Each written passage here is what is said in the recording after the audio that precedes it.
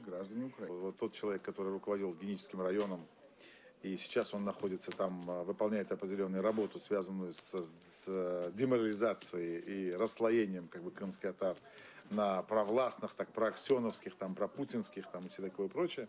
Это у них не получается, но у них есть агентурная сеть здесь, на Чонгаре, на Каланчаке. Ну, на Чонгаре вообще в генически как бы это очень сильно развито. И поэтому те люди по определенным, как бы там, после того, как уже сейчас выборы прошли, мы знаем, что оппозиционный блок здесь пришел. Есть такие реваншисты, есть, которые хотят вернуть партию регионов обратно, вернуть Нимитулаева. Он там открыто так и говорит, что я в мае месяце вернусь, буду здесь опять как бы там быть здесь, служить теперь в Херсонской администрации он хочет быть. Это он пишет в своей странице в Facebook. Здесь есть эти адепты этого Нимитулаева, здесь в лице там разных бизнесменов, на которых переписан бизнес этого Нимитулаева и все ежи с ними, так скажем. Поэтому это все происходит от безвластия определенных как бы, здесь чиновников, и в том числе и центральной власти, определенное попутинское отношение к этому ко всему.